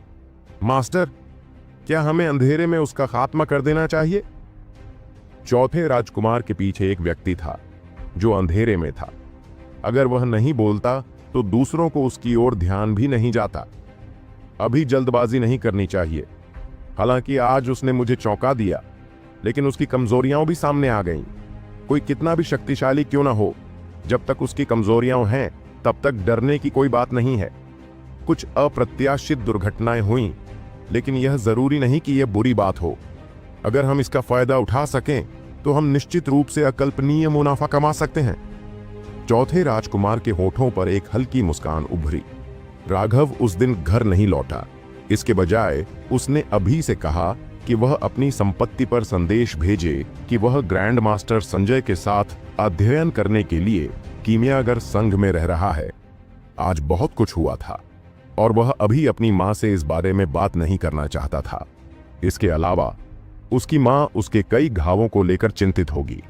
राघव कुणाल के घर गया। कुणाल की केवल कुछ हड्डियां टूटी थीं। जहां तक उसकी अंदरूनी चोटों की बात है, राघव की दवाई की गोली खाने के बाद अब वे कोई बड़ी समस्या नहीं थी। उसे बस अपनी टूटी हड्डियों को ठीक करने के लिए कुछ दिन आराम करना था। हालांकि इस बार कुणाल को करारी हार का सामना करना पड़ा था, लेकिन यह निश्चित रूप से उसे परिपक्व होने में मददगार होगा। विशेषज्ञों को संयमित होने की आवश्यकता थी। कुणाल के पिता ने राघव के लिए एक शांत कमरा तैयार किया। जब वे पहुंचे तब तक राघव ने अपनी ऊर्जा कुछ हद तक वापस पा ली थी। बाकी सभी ने अलविदा कहा। उसके बाद राघव ने धीरे से अपनी स्टोरेज रिंग से एक जेड बोतल निकाली, जिसके अंदर एक जलती हुई उतार चढ़ाव थी। हे, मैं इसके लिए कल तक इंतजार नहीं कर सकता। राघव ने अपने हाथ में जेड की बोतल देखी। अंदर तरल पदार्थ की एक गेंद थी, फिर भी उसमें से तीखी गर्मी निकल रही थी। वह जानता था कि यह गर्म तरल पदार्थ की गेंद जानवर की ज्वाला थी। यह जादुई जानवर की ज्वाला का सार था। जानवरों की लपटें असाधारण रूप से कीमती थीं। एक जानवर की लपट एक जादुई जानवर के जीवन के बराबर थी और केवल दूसरे दर्जे या उससे ऊपर के जादुई जानवरों में ही जानवर की लपट को पोषित करने की क्षमता थी। राघव ने अपनी दिव्य इंद्रिय का उपयोग करके जानवर की लौ की जांच की। अंदर की ज्वाला तत्व अत्यंत सघन था और राघव की यादों के अनुसार यह जानवर की ज्वाला संभवतः शीर्ष द्वितीय श्रेणी के जादुई जानवर की थी। यह कोई आश्चर्य की बात नहीं थी कि जब दीपेश ने जानवर की ज्वाला को सौंपा था तो उसकी अभिव्यक्ति इतनी बदसूरत थी। उसकी गोली की लौ फैल गई और उसके पूरे शरीर को घेर लिया। जेड की बोतल खोलकर उसने जानवर की लौ के सार की गेंद को निगल लिया। धमाका! जब राघव ने उसे निगला तो उसका मूल तरल पदार्थ की गेंद जैसा रूप बदल गया। वह खरगोश की तरह कोमल से उन्मत्त जानवर में बदल गया। जानवर की लौ एक जादुई जानवर का जीवन सार था। इसमें जादुई जानवर की उन्मत्त प्रकृति समाहित थी और एक सामान्य गोली साधक के लिए उसे आत्मसमर्पण करने के लिए मजबूर करने के लिए उस उन्मत्त इच्छा शक्ति को कुचलने के लिए बहुत समय की आवश्यकता होती थी। केवल जब उस उन्मत्त इच्छा शक्ति को कुचल दिया गया था तो आप अपने गोली ज्वाला का उपयोग जानवर ज्वाला के साथ जुड़ने के लिए कर सकते थे और धीरे धीरे इसे अपना प्रतिरोध छोड़ने के लिए मजबूर कर सकते थे। धीरे धीरे इसे एक समय में एक कदम परिष्कृत कर सकते थे। लेकिन राघव पहले जैसा नहीं था। आज की लड़ाई में उसे जीत के लिए अपने सभी छिपे हुए त्रुप के पत्ते खोलने पड़े। उसे अपनी जान बचाने के लिए कुछ मजबूत त्रुप के पत्तों की जरूरत थी। आर्यवीर ने अपना सबसे भरोसेमंद लेफ्टिनेंट खो दिया था और दीपेश ने अपना सबसे बड़ा दुश्मन खो दिया था। वे इसे चुपचाप बर्दाश्त नहीं करेंगे। एकमात्र व्यक्ति जिस पर राघव शाही राजधानी में भरोसा कर सकता था वह ग्रैंड मास्टर संजय था, लेकिन कीमियागर संघ के अध्यक्ष के रूप में वह साम्राज्य के संघर्षों में सीधे हस्तक्षेप नहीं कर सकता था। जब तक राघव खुद को पूरी तरह से गिल्ड के हवाले नहीं कर देता और साम्राज्य के मामलों में भाग नहीं लेता, तब तक संजय कुछ भी नहीं कर पाएगा। लेकिन इतने सालों तक दमन के बाद राघव यह पता लगाने की कोशिश कैसे छोड़ सकता था कि आखिर वह खलनायक कौन था जिसने इतने लंबे समय तक उसे परेशान करने वाली परछाइयों को छिपा रखा था, और वह अमोदिता को कैसे छोड़ सकता था। अमोदिता ने भी ऐसे कड़वे अनुभवों को झेला था जिससे उसे अपनी परेशानियों के बारे में सोचना पड़ा। क्या वह व्यक्ति जिसने चुपके से अमोदिता के खिलाफ साजिश रची थी वही था जिसने उसकी आत्मा की जड़ चुराई थी? इससे पहले कि सब कुछ स्पष्ट हो जाए, राघव अपनी या अपनी दुश्मनी को नहीं छोड़ सकता था। वह इस नफरत को आसानी से निगल नहीं सकता था, इसलिए उसका समय बेहद सीमित था और वह जानवर की लॉ को परिष्कृत करने के लिए केवल सबसे हिंसक और प्रत्यक्ष तरीके का उपयोग कर सकता था। धमाका! राघव के शरीर के अंदर से एक और विस्फोट हुआ। जब जानवर की लॉ उसके पेट में घुसी तो वह एक क्रूर तेंदुए के सिर के आकार में बदल गई जो पूरी ताकत से लड़ रहा था। भयानक रूप से उच्च तापमान ने राघव को लगभग जलाकर राख कर दिया। जब जानवरों की लपटें निकाली जाती हैं तो उन्हें दबाया नहीं जाना चाहिए। ऐसा करने से वे कमजोर हो जाएंगी, जिससे उनकी गुणवत्ता कम हो जाएगी। राघव अब मूल रूप से शीर्ष दूसरे रैंक के जादुई जानवर की लपटों का सामना कर रहा था। बेरसक ऊर्जा के कारण राघव ने खून ठूक दिया। जैसे ही खून ठूका गया वह भाप में बदल गया। राघव का शरीर पहले ही जलते हुए चूल्हे में बदल चुका था। एक छोटा सा दूसरे दर्जे का जादुई जानवर भी मेरा विरोध करने की हिम्मत करता है। राघव ने नाक सिकोड़ी और उसका समृद्ध सितारा सक्रिय हो गया। 7 चक्रवात बेतहाशा घूमने लगे और उसकी पूरी ज्वाला ऊर्जा एक विशाल जाल की तरह थी जिसने बलपूर्वक जानवर की ज्वाला की गेंद को घेर लिया। वह पशु ज्वाला अब अपनी सबसे हिंसक अवस्था में प्रवेश कर गई, लेकिन राघव की गोली ज्वाला समृद्ध स्टार और बड़े 7 चक्रवातों के समर्थन से अतुलनीय रूप से दृढ़ और शक्तिशाली बन गई। शुरुआत में वह पशु ज्वाला इधर उधर भागने में सक्षम थी, लेकिन कुछ ही सांसों में वह एक पकड़े गए पशु की तरह हो गई और चाहे वह कितना भी संघर्ष करे वह बेकार थी। आखिरकार उस जानवर की लौ के गोले में सहारे के रूप में कोई और ऊर्जा नहीं थी। राघव के पूरे प्रयास के तहत उसकी हिंसक आभा धीरे धीरे क्षीण हो गई और वह धीरे धीरे शांत हो गई। हालांकि राघव को पहले से ही इस परिणाम का अनुमान था, फिर भी उसने राहत की सांस ली। उसके कपड़े अब पसीने से भीग चुके थे। इस समय उसे ऐसा लगा जैसे उसका व्यक्तित्व 2 हिस्सों में बंट गया है। उसका एक हिस्सा इस राक्षसी ज्वाला के प्रति घृणा से भरा हुआ था, उसका दूसरा हिस्सा उसका बेसब्री से इंतजार कर रहा था। एक हिस्सा खुश था जबकि दूसरा तिरस्कार महसूस कर रहा था। राघव जोर से हंसा। वह जानता था कि वह एक पिल भगवान की आत्मा के साथ जुड़ गया था और स्वाभाविक रूप से वह पिल भगवान ऐसी राक्षसी ज्वाला को नीची नजर से देखता था, लेकिन यह वही था जिसकी उसे तत्काल आवश्यकता थी। यह जानवर की लौ उसके गोलीपथ का पहला कदम था। राघव के निरंतर शोधन के तहत जानवर की लौ धीरे धीरे पूरी तरह से शांत हो गई, पानी की एक गेंद की तरह शांत। अब यह पूरी तरह से शुद्ध हो जाने के बाद बेहद शांत हो गई थी। इसकी उन्मत्त प्रकृति पूरी तरह से दूर हो गई थी। एक साधारण गोली, साधक की पहली ज्वाला, वास्तव में डांटियन की आध्यात्मिक ऊर्जा का उपयोग करके विशिष्ट पथों का अनुसरण करने और उच्च तापमान के रूप में बाहर छोड़ने के द्वारा बनाई गई थी।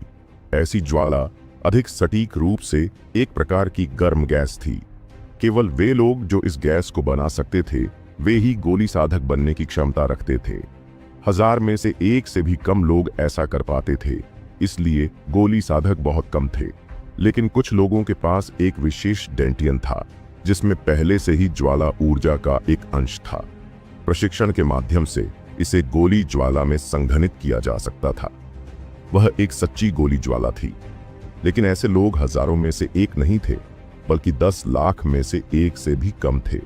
इसलिए गोली साधकों में से ज्यादातर लोग राघव जैसे थे और उन्हें आगे बढ़ने के लिए शुरुआत के तौर पर एक जानवर की लौ को परिष्कृत करना जरूरी था। फिर भी जानवरों की लपटें बेहद कीमती थीं और उन्हें सिर्फ सोने के सिक्कों के हिसाब से नहीं मापा जा सकता था। शायद फेनिक्स क्राई में सिर्फ संजय के पास ही जानवरों की लपटें थीं। धीरे धीरे अपनी लपटों को वापस अपने शरीर में खींचते हुए राघव ने उस जानवर की ज्वाला की गेंद की जांच की, जो अब उसके शरीर में शांत थी, और वह कुछ शर्मिंदा महसूस करने से खुद को रोक नहीं सका। जब अधिकांश गोली साधक पशु ज्वाला का शोधन कर लेते थे तो वे उसे अपने डेनेटियन में विलीन कर देते थे और पशु ज्वाला को ही अपने एकमात्र साधना पथ के रूप में उपयोग करते थे।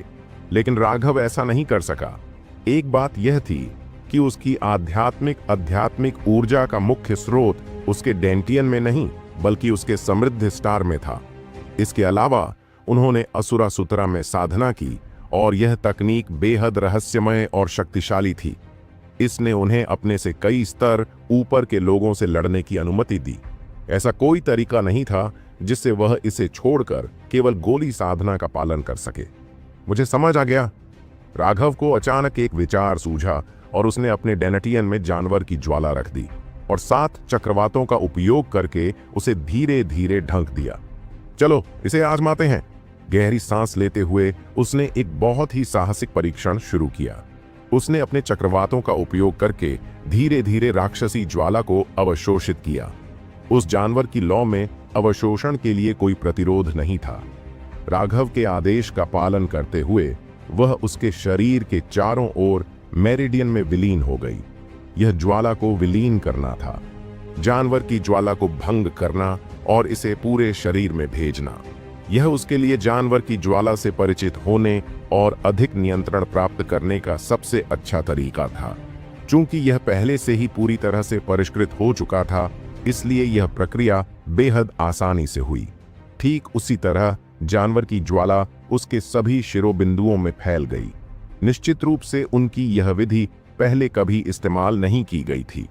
यहां तक कि उनकी पिलगॉड यादों में भी ऐसी किसी बात का जिक्र नहीं था। अपनी सभी मेरिडियन में जानवर की ज्वाला को भंग करने के बाद राघव को यह देखकर सुखद आश्चर्य हुआ कि उसकी मेरिडियन वास्तव में थोड़ी चौड़ी हो गई थी। उस अतिरिक्त चौड़ाई को कम करके नहीं आंका जा सकता था। प्रत्येक मध्याह्न रेखा एक नहर की तरह थी। नहर जितनी चौड़ी होती, युद्ध के दौरान उतनी ही अधिक आध्यात्मिक ऊर्जा का समर्थन कर सकती थी, जिससे आप अधिक शक्ति के साथ विस्फोट कर सकते थे। डेंटियन की तुलना झील से की जा सकती है, जबकि मेरिडियन चैनल होंगे। युद्ध के दौरान आपको झील के पानी को चैनलों में वापस लाने से पहले उन्हें एक साथ लाना होगा। इसी तरह युद्ध कौशल इतने विस्फोटक हो सकते हैं, लेकिन युद्ध कौशल जितना शक्तिशाली होगा, उतनी ही अधिक ऊर्जा की आवश्यकता होगी। यदि चैनलों की क्षमता अपर्याप्त थी तो वे फट जाएंगे। आपके दुश्मन को नुकसान पहुंचाए बिना भी आपके मेरिडियन टूट जाएंगे। यही कारण था कि वह स्प्लिट हेवंस का उपयोग करने में असमर्थ था, जबकि उसे पता था कि इसका उपयोग कैसे किया जाता है। ऐसा इसलिए था क्योंकि उसकी मेरिडियन पर्याप्त चौड़ी नहीं थी। आज के परीक्षण ने उसे उत्साह से उछलने पर मजबूर कर दिया। अब उसने अपने मेरिडियन को वाहक के रूप में इस्तेमाल किया ताकि वह जानवर की लौ को पोषित कर सके। वे दोनों एक दूसरे के पूरक और सहायक बन गए। जैसे जैसे वह साधना करता और मजबूत होता जाता, उसकी मेरिडियन लगातार जानवर की लौ से बढ़ती जाती। इस बार राघव को वाकई फायदा हुआ था। यद्यपि अन्य गोली साधक जो दांतियन में पशु ज्वाला लेकर आए थे, वे तेजी से साधना करने में सक्षम थे, लेकिन यह व्यापक मध्याह्न रेखाओं के लाभ के साथ तुलनीय भी नहीं था।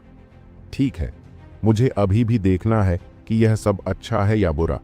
एक गहरी सांस लेते हुए और मन ही मन प्रार्थना करते हुए उसने धीरे धीरे उस राक्षसी ज्वाला को, जो उसकी शिरोबिंदुओं में विलीन हो गई थी, वापस अपने डेनेटियन में एकत्र कर लिया। उसकी हथेली के बीच में एक ज्वाला प्रकट हुई। उसका रंग हल्का लाल था और जैसे ही वह प्रकट हुई उसने अपने आसपास की हवा को घुमा दिया। उसने प्रसन्नता से सिर हिलाया। इसे परिष्कृत करने के बाद ही इसमें इतनी शक्ति आ गई थी। यह वास्तव में एक जानवर की लौ बनने के योग्य थी। यह उसकी मूल लौ से कई गुना अधिक शक्तिशाली थी।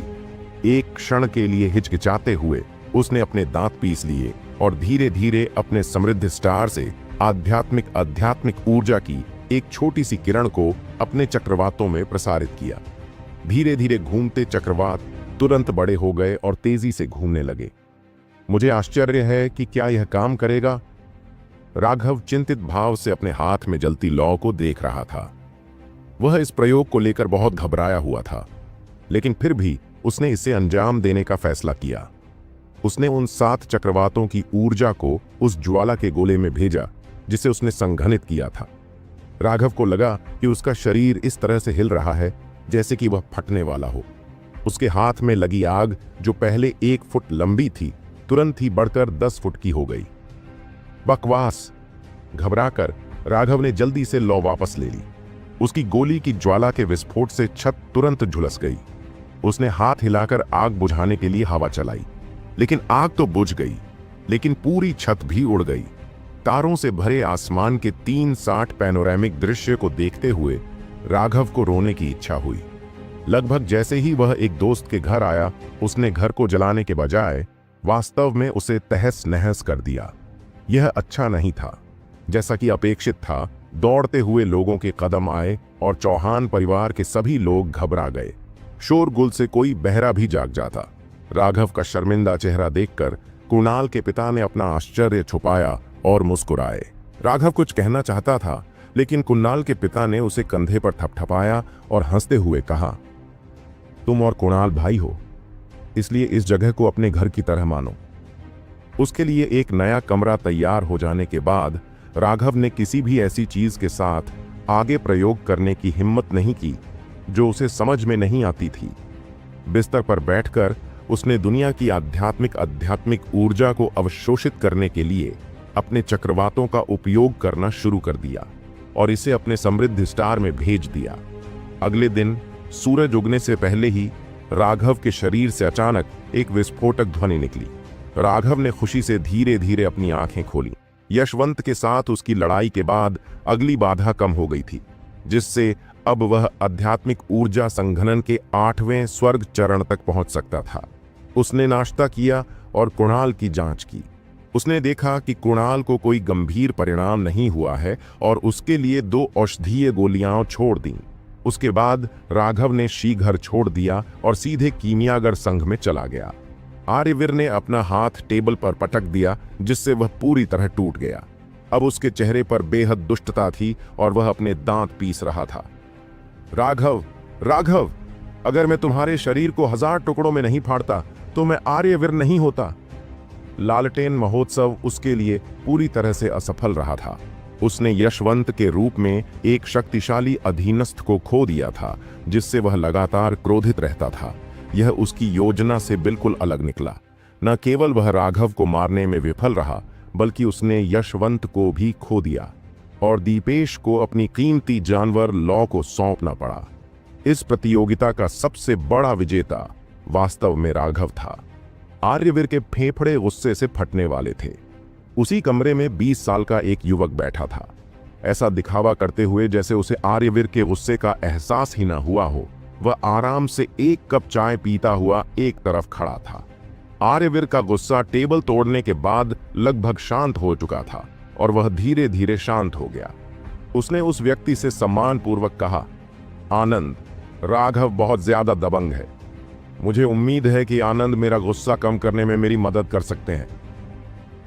वह सफेद वस्त्रधारी व्यक्ति, जिसे आनंद कहा जाता था, ने हल्के से अपना प्याला नीचे रखा और उदासीनता से कहा, आर्यवीर, तुमने मुझे वाकई निराश किया है। सिर्फ एक औरत की वजह से तुम अपना संयम खो बैठे हो। वह राघव सिर्फ एक चींटी है। तुम्हें याद रखना होगा कि हम इस बार फेनिक्स क्राई में क्यों आए हैं। अगर इतनी छोटी सी बात की वजह से बड़ी घटना में देरी हो रही है तो अपनी सजा से बचने के बारे में सोचना भी मत। क्या तुम समझ रहे हो? यह कहने के बाद उनके चेहरे पर उदासी छा गई, जिससे पता चला कि वे आर्यवीर के प्रदर्शन से कितने नाखुश थे। यहां आने के अपने उद्देश्य की याद दिलाए जाने पर आर्यवीर के माथे पर पसीना आ गया। आनंद, याद दिलाने के लिए बहुत बहुत धन्यवाद। आर्यवीर को अपनी गलती का एहसास हो गया है। आर्यवीर ने जल्दी से सिर झुकाया। आर्यवीर की माफी देखकर सफेद लबादा पहने आदमी ने थोड़ा मुस्कुराया। इससे पहले कि हम उस मामले को पूरा करें, धैर्यपूर्वक प्रतीक्षा करना सबसे महत्वपूर्ण बात है। क्या आपको अस्थायी नुकसान के लिए झगड़ा करना चाहिए? इसके अलावा हमने पहले ही कई साल तैयारी में बिताए हैं। अंत में वह तीसरी राजकुमारी आपकी होगी। इसके बारे में सोचो। उस बच्चे राघव को लंबे समय तक कड़ी मेहनत करते देखना और फिर भी अंत में असफल होना, क्या यह सबसे ताजा नहीं होगा? आर्यवीर की आंखें चमक उठीं और उसका गुस्सा तुरंत शांत हो गया। यह वास्तव में आनंद है जिसकी दूरगामी दृष्टि है। मुझे शर्म आ रही है। तुमने अपनी प्राथमिकताएं उलझा दी। हालांकि सच बताऊं तो अमोदिता वाकई एक देवी की तरह खूबसूरत और अप्रतिरोध्य है। अमोदिता का कौमार्य तुम्हारा होगा, लेकिन एक बार जब तुम उस खूबसूरत महिला को पालोगे तो क्या तुम अपने बड़े भाई को भी उसका स्वाद चखने दोगे? सफेद लबादे वाले आदमी ने आर्यवीर को देखा और मुस्कुराया। आर्यवीर के हाव भाव थोड़े बदल गए, लेकिन उसने तुरंत उसे छिपा लिया और उदासीन रहने की पूरी कोशिश की। वह मुस्कुराया। आर्यवीर को वास्तव में ऐसी सुंदरता की परवाह नहीं है। एक बार मामला खत्म हो जाने के बाद आनंद को निश्चित रूप से उसका हिस्सा मिलेगा। आर्यवीर, तुम्हें अंदर से अस्वस्थता तो नहीं लग रही है? सफेद लबादा पहने आदमी ने अपना चाय का प्याला उठाया और उस पर फूंक मारी। यह कैसे संभव हो सकता है? आनंद संप्रदाय से है और यह छोटा भाई अभी भी भविष्य में आनंद के मार्गदर्शन की उम्मीद कर रहा है। आर्यवीर ने जल्दी से कहा। अच्छा, आदमी को ऐसे ही व्यवहार करना चाहिए। जो मिले उसे उदारता से स्वीकार करो, नहीं तो तुम कभी बड़े काम कैसे कर पाओगे। चिंता मत करो, जब तक इस मामले को ठीक से संभाला जाता है तुम निश्चित रूप से बाहरी शिष्य बनने में सक्षम हो जाओगे। तो फिर बहुत बहुत धन्यवाद आनंद। आर्यवीर यह सुनकर बहुत खुश हुआ। अभी अभी जो दुख उसने महसूस किया था वह धुएं में गायब हो गया। सफेद लबादा पहने आदमी ने सिर हिलाया। लेकिन तुम्हें इस मामले को बहुत सावधानी से संभालना होगा। अगर इसकी थोड़ी सी भी भनक बाहर आ गई तो न सिर्फ फायदे खत्म हो जाएंगे, बल्कि हमें जो सजा मिलेगी उसे हम दोनों बर्दाश्त नहीं कर पाएंगे। चिंता मत करो आनंद, मैं इस पर बहुत ध्यान केंद्रित कर रहा हूं और निश्चित रूप से इसे ठीक से संभाल लूंगा। आर्यवीर ने अपनी छाती थपथपाई। तो यह अच्छा है। मेरी पहचान का पता नहीं लगाया जा सकता है, इसलिए आप मुझे केवल अंत में ही बुला सकते हैं। योजना के साथ तेजी से आगे बढ़ें और जितनी जल्दी हो सके सब कुछ सेट करें। आप जितनी कम हरकतें करेंगे उतना ही बेहतर होगा और यह सबसे अच्छा होगा कि इसे बिना किसी खून खराबे के निपटाया जाए। योजना का अधिकांश भाग पहले ही व्यवस्थित हो चुका है। पूरा फीनिक्स क्राई साम्राज्य मूल रूप से हमारे नियंत्रण में है। बस एक बड़ी समस्या है, सेनापति विक्रम। वह अभी भी आत्मसमर्पण नहीं करेगा और बल या अनुनय से अप्रभावित है।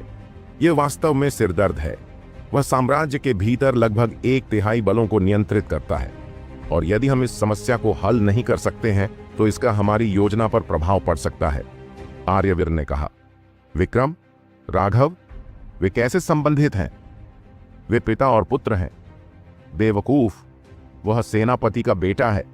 तो फिर उसे एक तरह का ट्रम्प कार्ड समगुप्ता, एक ट्रम्प कार्ड जो सेनापति को नियंत्रित करता है, और तुम वास्तव में उसे मारना चाहते थे। सफेद लबादा पहने आदमी अचानक क्रोधित हो गया। आर्यवीर उलझन में था। वह यह भी जानता था कि राघव उनके लिए एक तरह का त्रुप का पत्ता हो सकता है, लेकिन वह अमोदिता के साथ राघव की छेड़खानी को बर्दाश्त नहीं कर पा रहा था। तुमने लगभग सब कुछ बर्बाद कर दिया। अभी राघव को मत छुओ।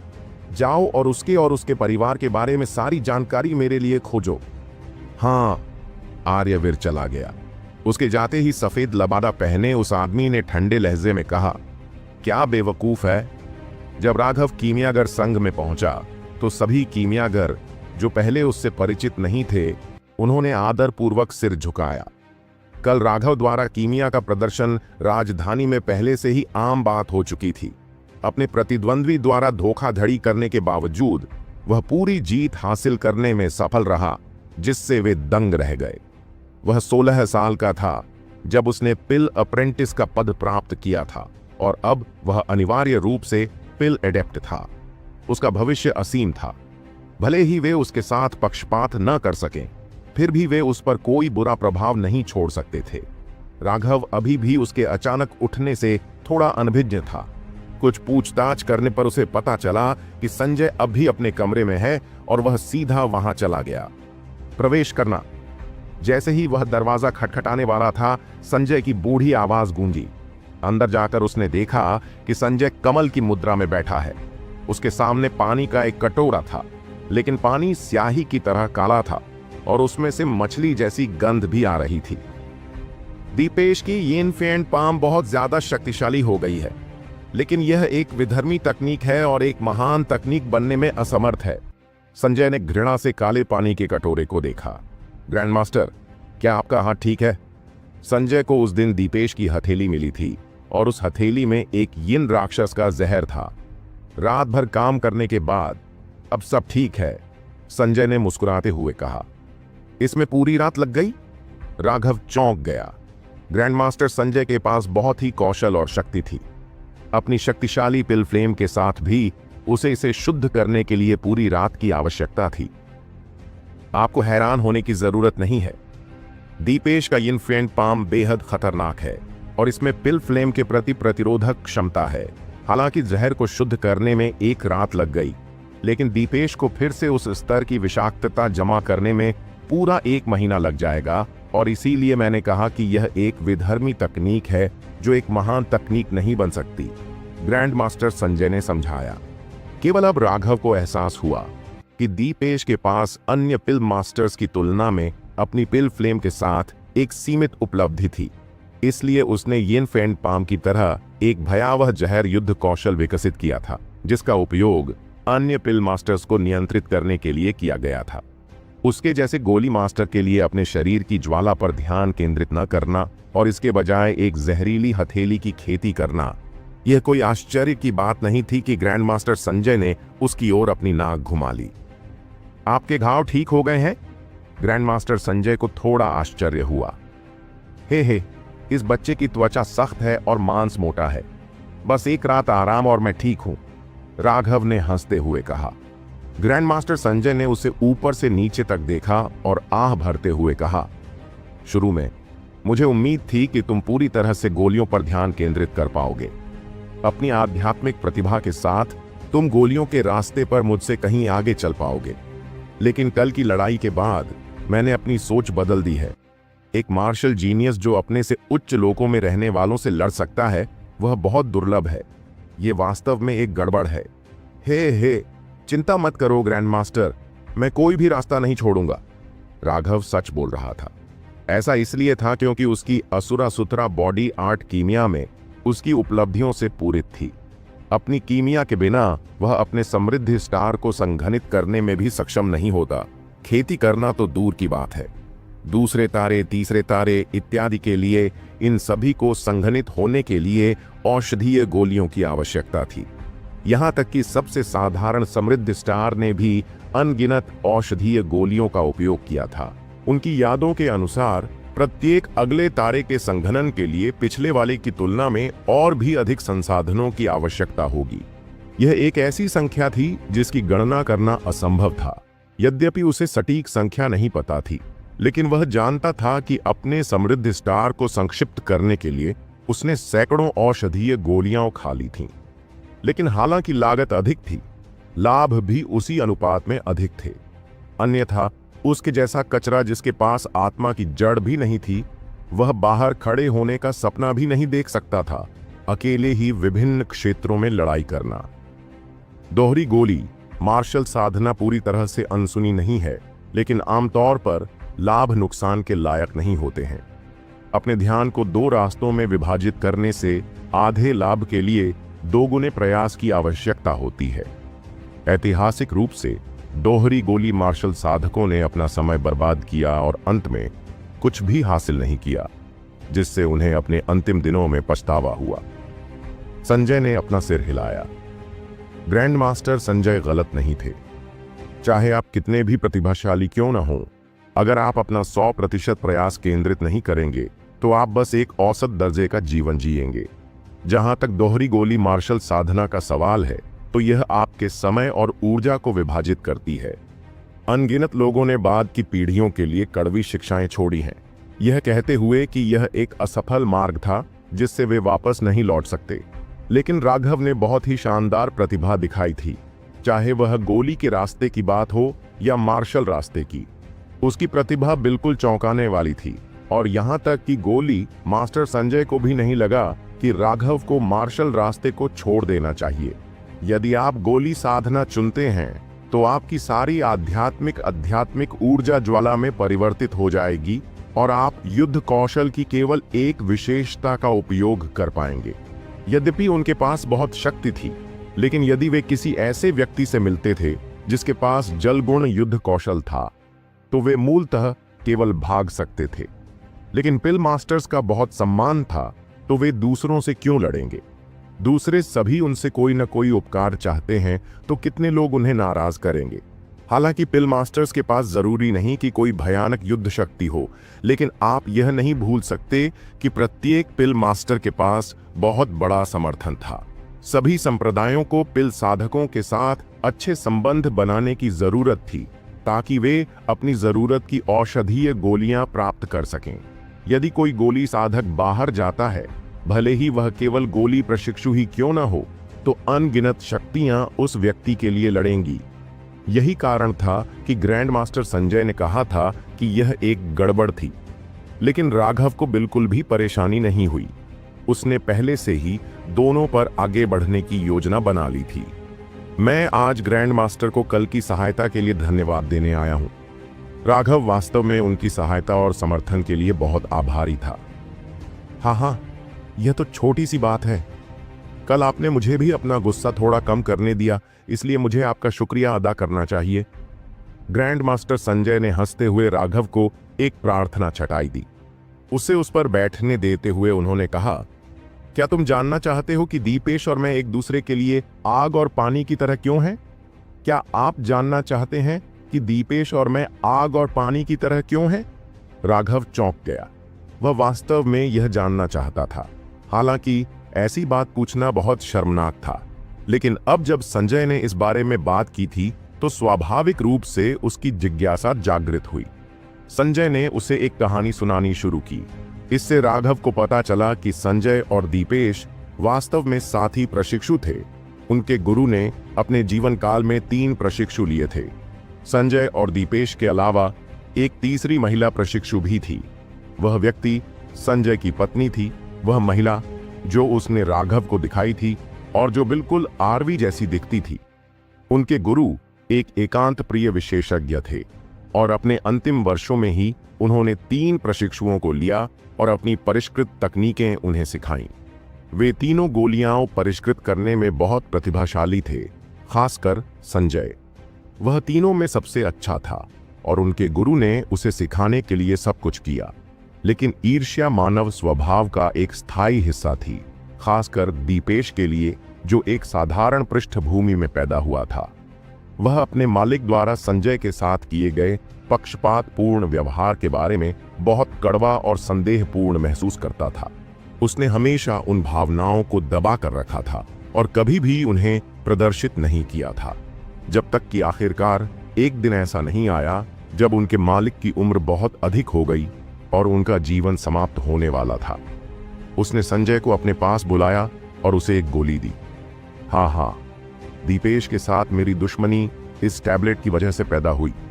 ग्रैंड मास्टर संजय ने आह भरी और उनके हाथ में एक कांस्य पट्टिका दिखाई दी। उस पट्टिका के दिखाई देने पर पूरा कमरा गर्म हो गया। इस पट्टिका पर एक नाजुक गोली का बर्तन बना हुआ था, जिसमें से प्रकाश की हजारों किरणें निकल रही थीं, जो अत्यंत जीवंत प्रतीत हो रही थीं। दूसरी तरफ एक सुंदर तस्वीर थी, पहाड़ और पानी थे और उनके बीच एक घाटी थी। अमर आध्यात्मिक ऊर्जा धुंधली तरह से उसके चारों ओर घूम रही थी और बस उसे देखकर राघव का दिमाग बहुत उज्जवल हो गया। यही वह चीज है जो मेरे गुरु ने मुझे छोड़ी थी। इसकी वजह से हम साथी प्रशिक्षुओं में झगड़ा हो गया और मेरी प्यारी पत्नी को इसमें फंसाया गया और वह मर गई। संजय ने जटिल भाव से टेबलेट को रगड़ा। उसमें अफसोस और शोक दोनों के भाव थे। राघव को समझ नहीं आ रहा था कि क्या कहे। आखिरकार संजय ने अपनी भावनाओं को किनारे रख दिया और बोलना जारी रखा। मूल रूप से उनके स्वामी ने इसे गुप्त रूप से संजय को दे दिया था और केवल वे दोनों ही इसके बारे में जानते थे।